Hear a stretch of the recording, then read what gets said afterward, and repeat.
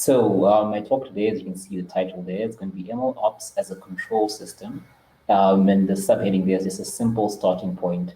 So the whole idea of this talk is to just basically introduce some of the machine learning operation concepts that help us simplify it. So MLOps is pretty complex as a topic. There's a lot of moving parts. But I figured from experience that looking at MLOps as a control system sort of simplifies things, and it allows you to get started on MLOps in a way that's less challenging, and actually gets a practical solution going without having to worry too much about the technical details. And I understand that a lot of, Ruben was also alluding to, that there's a lot of mobile app developers and maybe not too many people that are particularly within the field of machine learning or artificial intelligence. But the way this talk is structured is that it covers a lot of high-level concepts. So even if you're within a team where you maybe interact with data scientists or data engineers or ML engineers, the concepts you learn from this talk will actually help you find out how you can integrate better into that team. Because as you see in the talk, ML ops is just more than just the model. There's a whole lot of things you have to do around the model that don't necessarily require you to have insight into building models or analyzing or understanding the data itself. So before I get into that, let me just give a brief overview of like why I'm giving this talk and what got me all into this. And so currently I work as a machine learning engineer at a South African startup called Deep Learning Cafe. And our focus is legal tech. So we use a lot of production models to actually process a lot of data in the form of free text. So our focus is natural language processing. So you have to deploy some models into production and keep them in production and continuously update them. So machine learning operations was actually a requirement for us to be able to successfully release our products and keep them useful to our end users. And I also have a qualification as a certified data engineer, and I'm an authorized trainer. So the background behind that is just I actually like teaching and I like explaining concepts to people. So it just made sense to sort of go down the path of becoming an authorized trainer. So it's also helped me become better explaining myself, and I hope that comes through in the talk today. And then another concept or background piece of information that's important for this talk is the fact that I studied electrical and electronic engineering. So during my degree, that's where I actually got introduced to control systems in the traditional sense. And that's what helped me realize that, wait a minute, there's something here in control systems that can actually be pretty useful for machine learning and just ML ops specifically. And lastly, the last thing you need to know about me is that I love science and technology and Africa. So I see a lot of opportunity for science and technology to make a huge impact on the continent. And as a result of that, the idea behind being able to teach some of these concepts to as many people as I can is very important to me. And just I'm glad that the organizers of this event reached out and gave me this opportunity and this platform to actually talk to you and hopefully impart some useful information that will help you, make a difference on the continent or wherever you are. So thanks for that, and I hope you actually enjoy it. So what's the plan? What we're going to do is that we're going to start by actually getting to the crux of it. Like, why is the control systems approach so simple? And we're going to lead into first understanding what MLOps is currently and how looking at it as a control system sort of simplifies the concept and makes it a little bit more approachable. And then we'll actually go into like, okay, how do I implement this ML system or this MLOps control system within GCP, right? And from there, we'll quickly go into what's going to be like just a practical walk through Google Cloud Platform in terms of what are the specific products you can actually use to implement this like control systems approach for ML ops. So I'll share my screen and then I'll just talk through some of the products that we can use and show you how Google has actually packaged everything pretty neatly into one product called Vertex AI, where they've sort of introduced all the services that you need to actually have an effective ML ops system. So let's move on to this first interesting fact over here. And it's just that, you may or may not know that 87% of data science projects never make it into production. I think the statement was around 2019, and I doubt it has changed much since then. but a lot of work has gone into making this number or reducing this percentage. And one of the core reasons behind machine learning or data science projects not making it into production was the MLOps issue.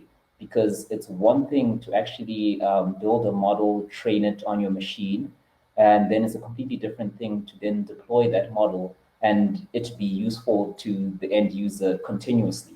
Because naturally, as more data arises or as the model continues to encounter new situations, it may not be well adapted and retraining is required. So in certain situations, a data scientist or a machine learning engineer went through a process of actually building the model on their computer, and they understand how they did it and the thought process behind why they did it.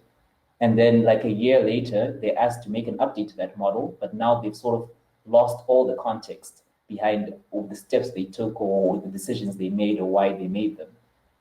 And then this makes it hard to maintain a production machine learning model without it becoming a costly thing, you know. So that's why most machine learning projects never even make it into production because it's just difficult. And with MLOps, what you're doing is that you're basically automating most of these processes that you actually go through while you're building your model. And the reason behind that is that once everything is automated and neatly laid out, you're actually more equipped for success in the sense that you don't have to remember everything that you did. You don't have to keep track of all these moving parts because it will get complex the bigger the model gets or the more complex the problem that you're solving. And you want to find a way to sort of take your thought process and put it into a template that runs on its own, hence the MLOps flow of things. So what I want to have in your mind right now is that this is MLOps. So this is what would be, if you Google MLOps or try and find out more about it, in terms of what is the industry standard, and just a disclaimer there, where MLOps is still such a new thing that there is no definitive industry standard on how to do it. However, there's been a lot of work done in some of the bigger companies such as Google and Facebook into sort of narrowing it down to like what are the key components of MLOps.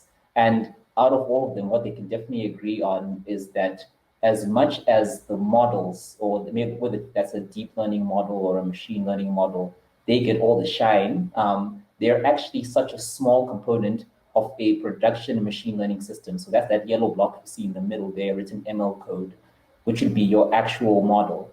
And you can see that for the model to be useful in production, it has to be surrounded by a whole bunch of other things that you may not think about because they're not as exciting or as new or as innovative as, you know, as the ML code itself or the model itself.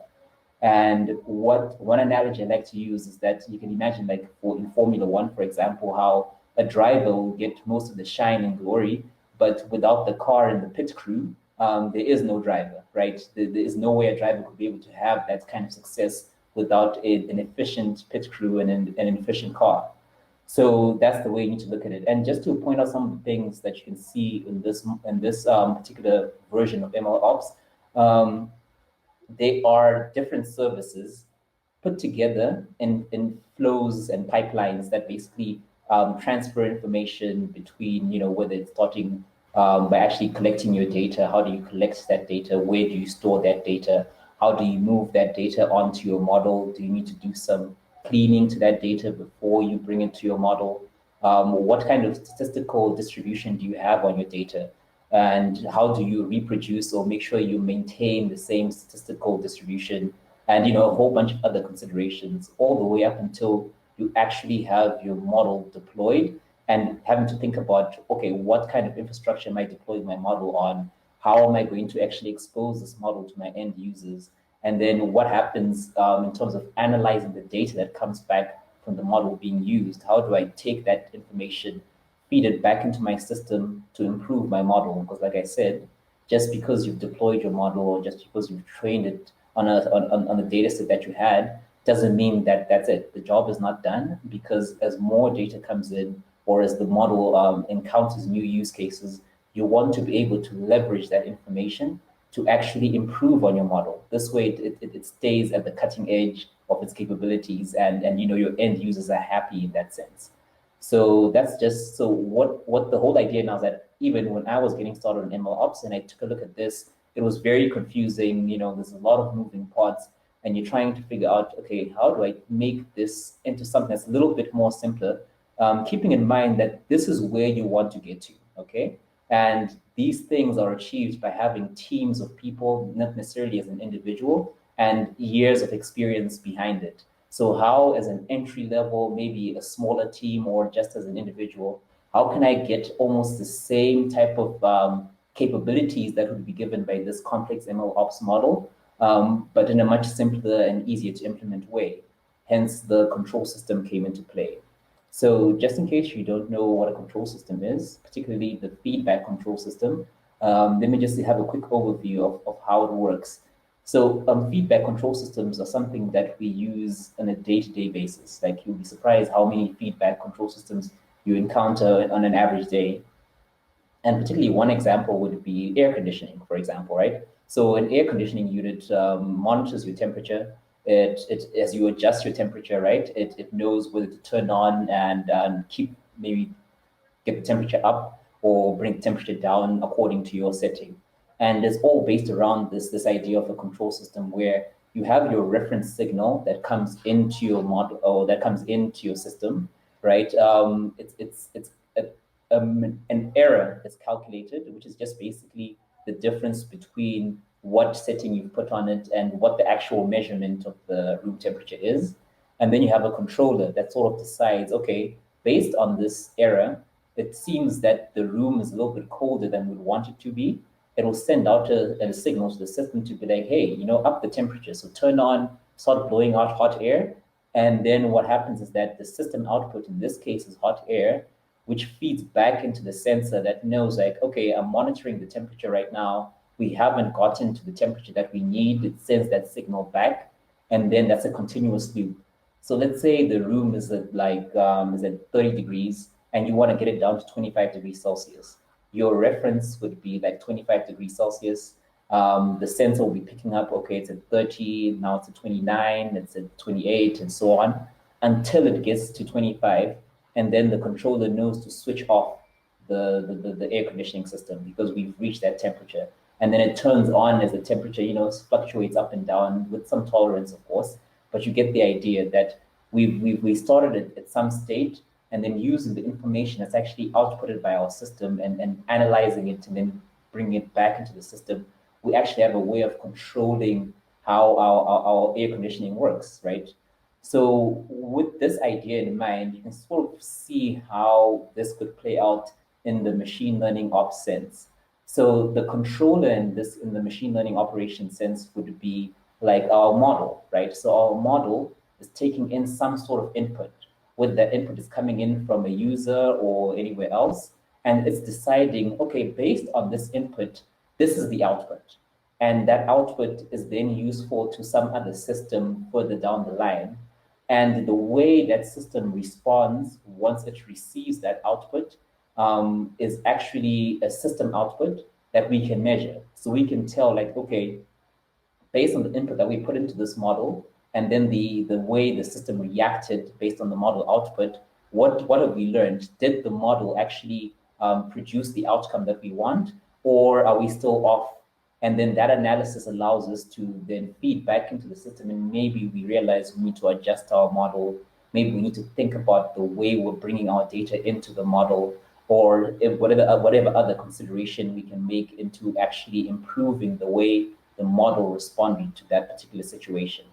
So just to move on to the next slide to show you what that would look like. So this is what the MLOps control system looks like. And again, like I said, your controller is now your model. Your system, in this case, I like to call it a service, because this service could be, for example, maybe a front end for a website, maybe even a mobile application, and it relies on some output from the model, and then it produces some output for itself. Maybe that output is serving an end user of some sort.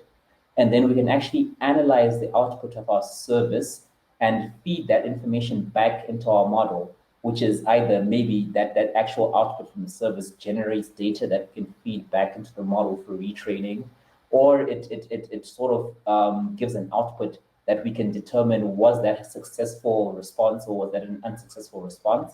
And that helps us, again, maybe rethink the way our model works, maybe think about the type of features or the type of data we want to feed into our model. And one important thing to take note here is that when it comes to the service itself, right? Again, the service can also be a model, right? So you have situations where you can think about a model that outputs some information, and that information is then used in another model. So it's sort of nice to think about model or MLOps in a control system sense in that way, because you realize that you can also layer up your control systems to get a more complex output in the end. So just to give an example, maybe a practical example that can help maybe solidify the way we're thinking about MLOps as a control system, is that let's imagine we have a mobile application and we're trying to do a facial lock. So you use facial recognition to lock and unlock your phone or your mobile application. In that case, the model is something that's designed to take in input as an image, which would be the face that's in front of the camera.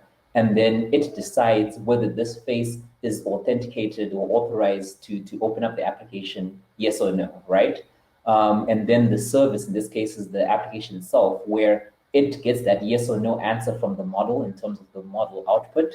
And then the service output is either letting you into the application or maybe displaying a message to let you know that, hey, you don't have access to this particular platform or whatever it is. So based on that service output, we would then conduct an analysis to be like, okay, did the user try to access it using facial recognition? Did they have authorization? And did the application actually give them authorization?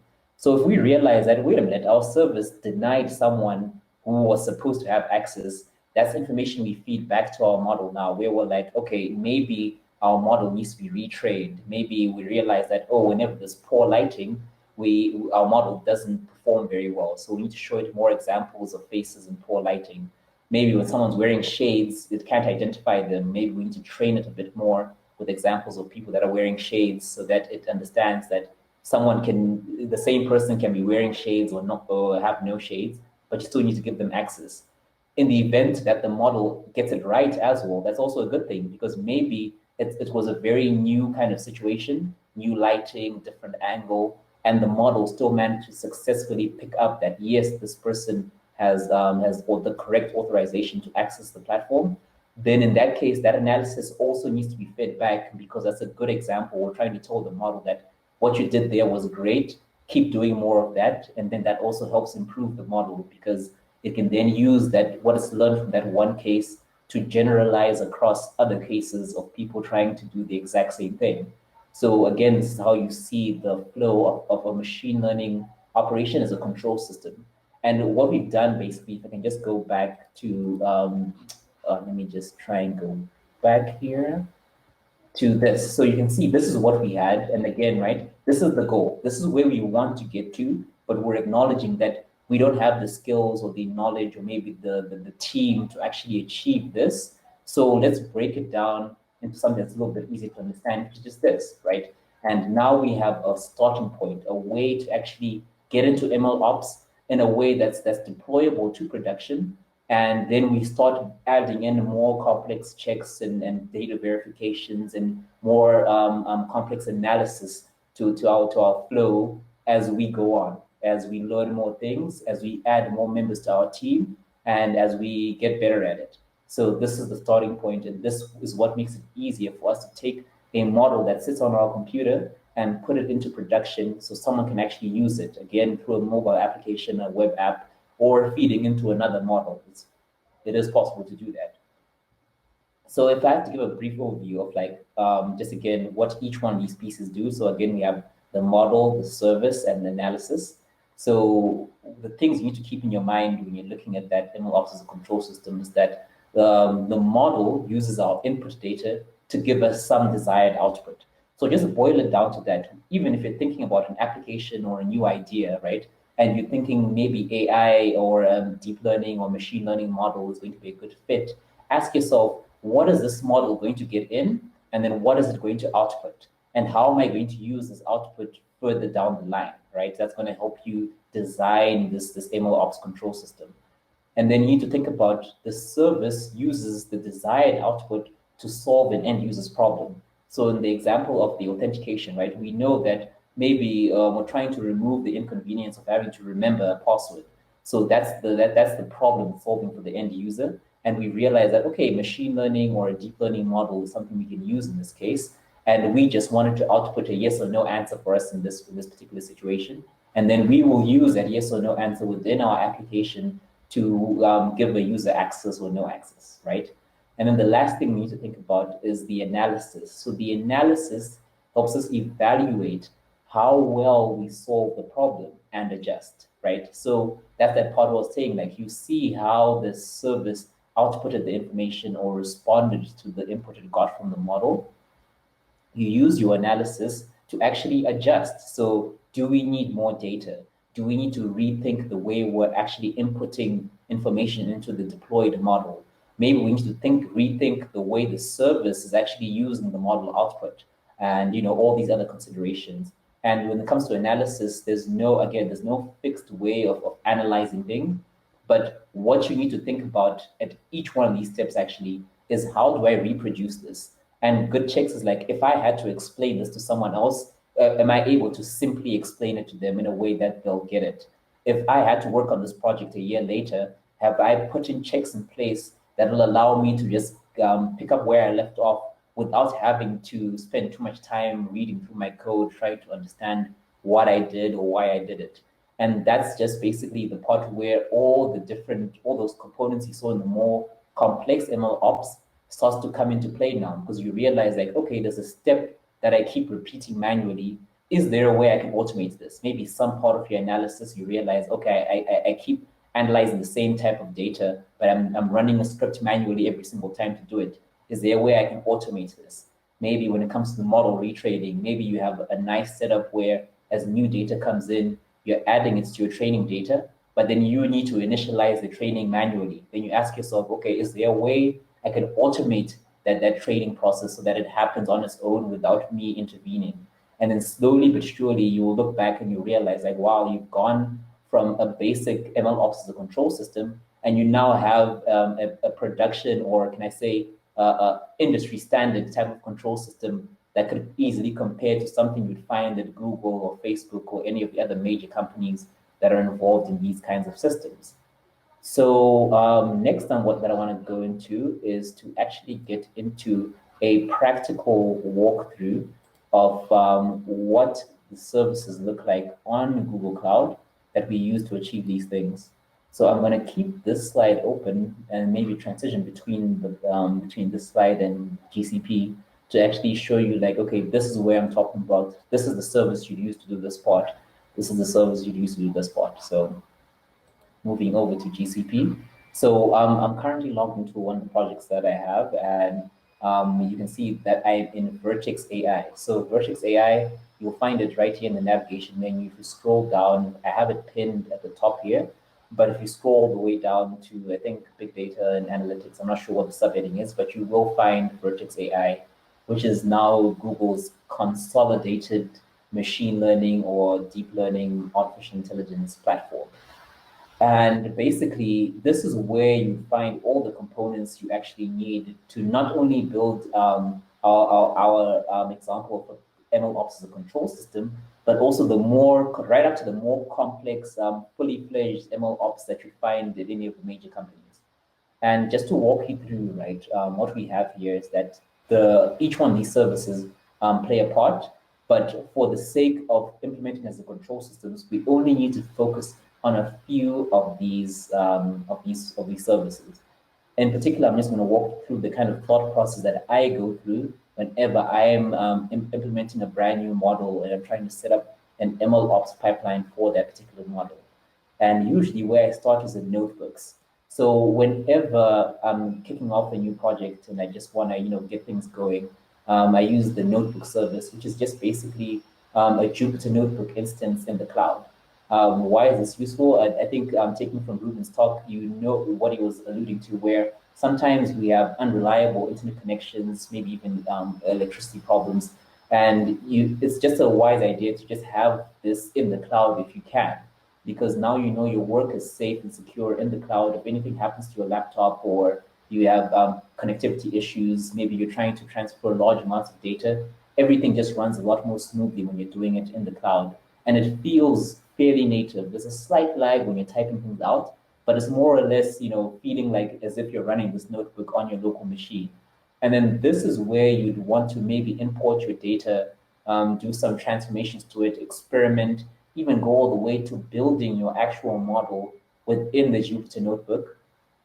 And then once you've sort of experimented to your heart's content, then you realize, okay, I have a plan now. So with this stage in this notebook, you should have the idea of figuring out like, okay, in terms of my model. So let me go back to this slide. So in terms of my model, while in your notebook, you sort of figured out, okay, how do I import my data?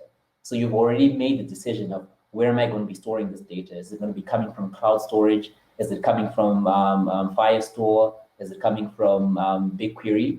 And you've already made that decision. Or maybe it's a dump into cloud storage, and then you're refining that data and then maybe storing it as tables in BigQuery, storing it as documents in Firestore, or whatever service you decide to use to actually store your cleaned up data. So just by experimenting, you've sort of decided what service you're going to use there. And then while you're still in that notebook, you've also now built your model, and like, okay, cool. This is the framework I've used to build my model, whether it's in PyTorch or maybe TensorFlow, and you know what model output to expect.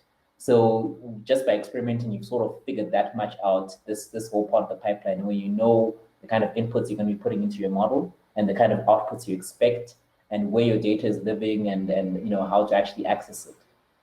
At that point is where you need to instantly start thinking about, is there any part of this process that I can automate?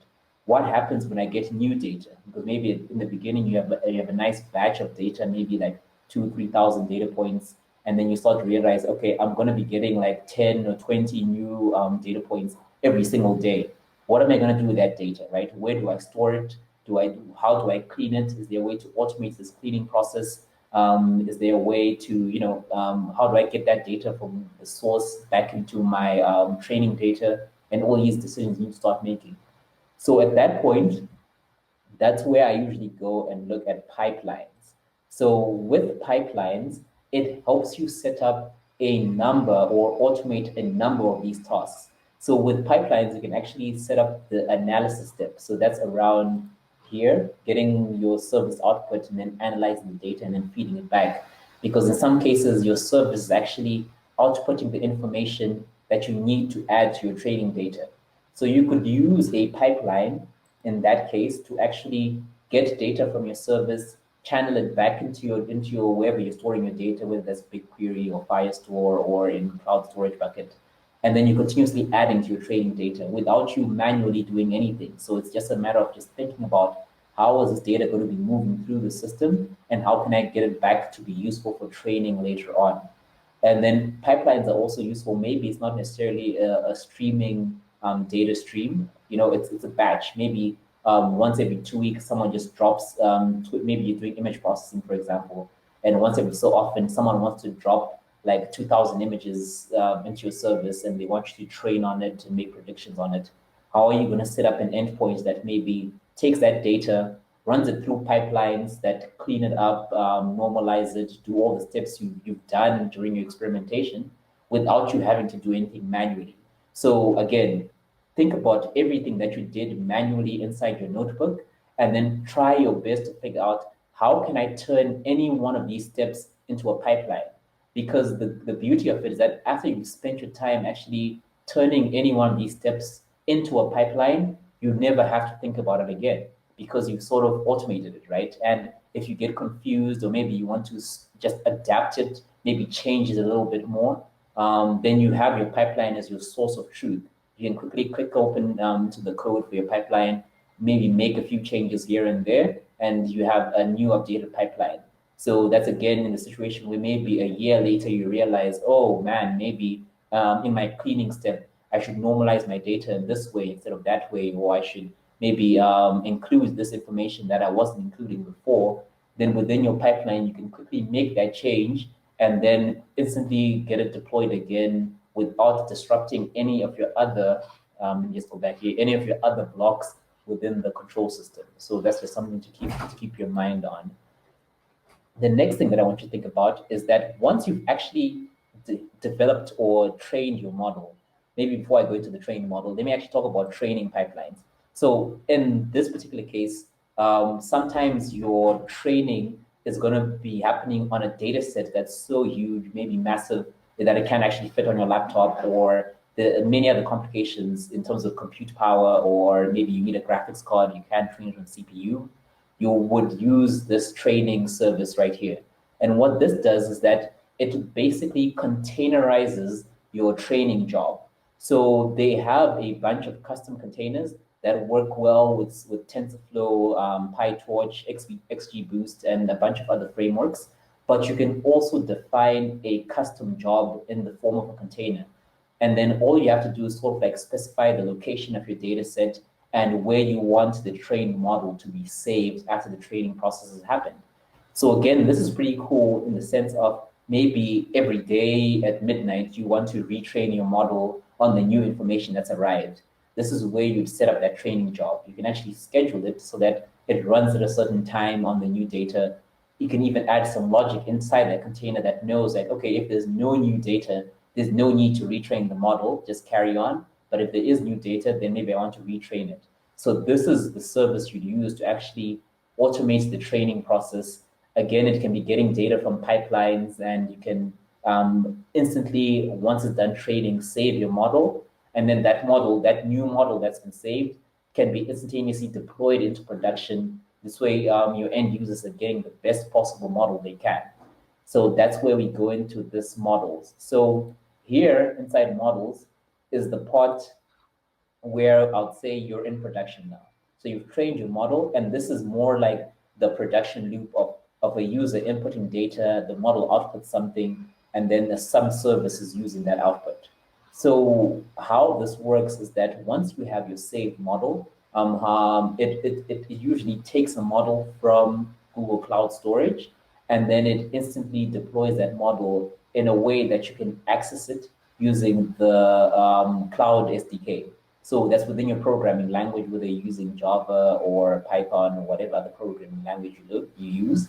There is a Cloud SDK for it, where you can actually send requests to your model that's deployed on this model service and get back the prediction. So what's nice about that is that you can actually build this within your applications, where maybe it's deciding, it has some information at some point, it sends that information over to the model, and then it gets that information back and does something else with it. In the event where maybe the model itself needs to be exposed to the public internet outside of your application, then you'd have to make use of endpoints. And what endpoints does is that it basically takes your deployed model and puts it behind a REST API. So now you can make standard HTTPS calls to your model and get information back. So this is useful maybe if you're developing in a mobile app or in a web frontend, where you know it's going to be easy for you to just access this REST API, send some information over the internet, and then get a response that you can then use in the application. And this is where you want to set up that endpoint to actually have access to your model. And how it works is that within models, right, you set up one endpoint, and then what happens in models is that every time a new model is trained and is dropped in the bucket that you've associated this model with, it instantly updates to the newer version of the model. So that's where this thing's happening automatically, right? You're not stopping your application to try and redeploy the new model. You know that the instance a new model has been trained, is dropped into the bucket, it becomes the preferred model, and it's a smooth transition. It's not like your service instructed at any moment. It keeps the old model running until the new model instance is ready, and then it kills the previous instance, and then you can start running the new one. And that's just basically how it works. So I've covered basically just an overview again, notebooks for you to experiment and sort of lay out your thoughts and how you're actually going to get your data in, train your model, and the model output that you want from it. And then you take what you've learned from experimenting in notebooks turn what you can into pipelines, automate as much as you can. Don't try and automate everything, it's going to be difficult, but anything that you can, that's like I call the low-hanging fruit of automation, right? Try and automate it as soon as possible while the idea is still fresh in your mind. And then, of course, if your training job is quite huge and you want that process to be automated, make use of this training service, containerize your training code, and deploy it to the service so that you can actually train your model on the fly. And then once your model is trained, deploy it using models. So you can use it using the Cloud SDK. And if you don't want to use it as an SDK, you actually want to expose it as a REST API endpoint, then make use of endpoints, which links to your model, and you're now able to access and get predictions from that endpoint over the internet. And that's basically it. So that's how you sort of implement this MLOps as a control system. And like I said, it's a good starting point where from here, you can start, as you actually try and do more complex things, all these other services start coming into play. But I'm not going to go into that just for the sake of not confusing anything and watering down the talk. But then again, what I just want to emphasize that all the tools you need to get to the more advanced levels of ML ops are here as well. But this is just the starting point. This is how you get into production, start testing out your, get that thing in front of customers or in front of end users. And then from there, you can continuously improve as the need arises. You will encounter situations where you're like, oh, okay, we actually need to automate this part. And then you'll know what service to use and how to use it as the need arises. But point is, you've gotten a nice starting point that gets you going. And that's pretty much it for my talk. I think now I'm going to just check to see if there's any questions, and I'm sure Ahmed will be able to help me with that. But I hope you managed to get something useful from this and that it sort of open up your mind to the possibilities of ML ops and how it may seem complex at first sight, but if you break down the problem and sort of think about it in this control systems type of way, you realize that it's a lot more manageable than what it might seem at first sight. So that's the important lesson to take away from this, and you will be able to at least get what is a cool model that's sitting on your laptop into production or into a deployed state where other people can actually use it, or you yourself can use it in other services that you may be developing or working on at the moment. So yeah, I hope it was useful. I'm going to go to the comments to see if there are any particular questions.